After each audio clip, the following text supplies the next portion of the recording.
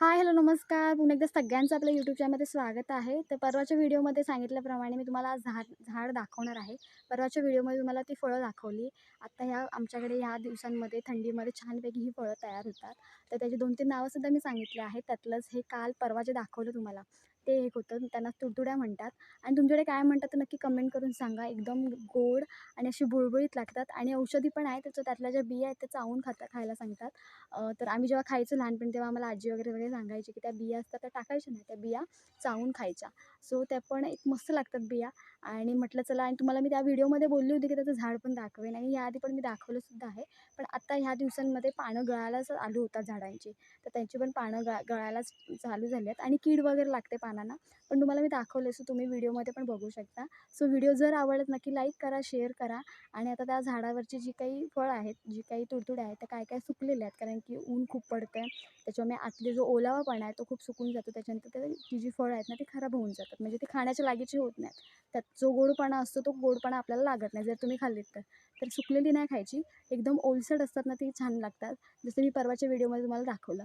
तर ह्या व्हिडिओमध्ये बघा, पूर्ण झाड वगैरे फांद्यांना ती फळं वगैरे येतात. तर व्हिडिओ जर आवडला तर नक्की लाईक करा, शेअर करा आणि सबस्क्राईब करायला अजिबात विसरू नका. तर बघा पूर्ण व्हिडिओ.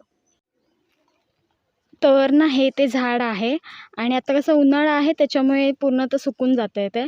आणि ह्या दिवसांमध्ये एकदम पिकाला वगैरे लागतात. मी आधी पण तुम्हाला हे ना झाड दाखवलेलं आहे. त्याच्यावर नुकत्याच लागल्या होत्या.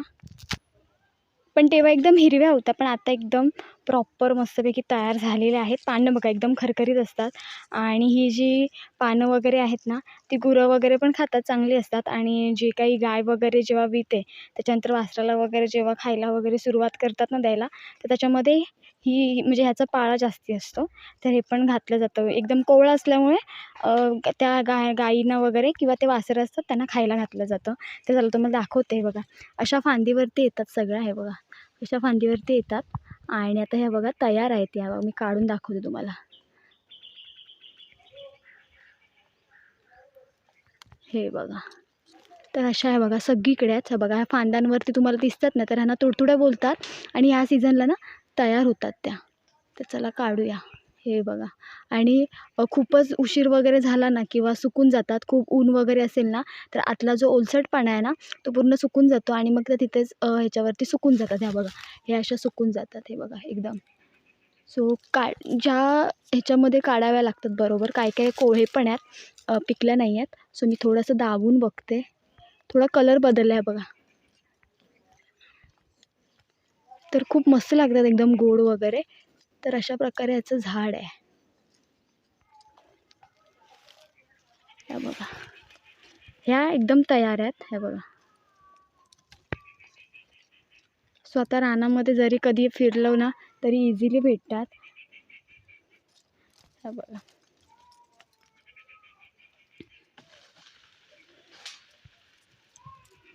ह्या आहेत तुडतुड्या, म्हणून मी तुम्हाला म्हटलं होतं की तुम्हाला मी झाड पण दाखवेन. आणि हे बघा, हे ते झाड आहे. आणि आता ह्याच्यावरती हे बघा, म्हणजे पूर्ण फांद्यालाच लागतात डायरेक्ट. फुलं येतात आणि त्याच्यातूनच ही फळं येतात. तर पूर्ण ही फांदी आहे. सो फांद्याला असे सगळीकडे फांद्यांवरती ही तुम्हाला फळं बघायला मिळतील. काय काय अजून कोवळ्या आहेत, म्हणजे अजून तयार नाही झाल्यात, हिरव्या आहेत. पण काय काय एकदम मस्त तयार झालेल्या आहेत. तर ह्या बघा, त्यांचा कलर बघा थोडासा काळपट झालेला बघायला मिळेल.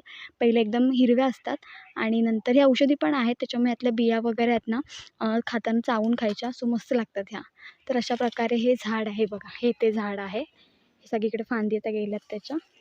तर काय काय एकदम हे झालेलं आहेत, मी पुढे जाऊन दाखवते तुम्हाला. ही बघा, ही पण एक फांदी आहे. हिच्यावर पिकल्यात का बघूया. पिकल्यात.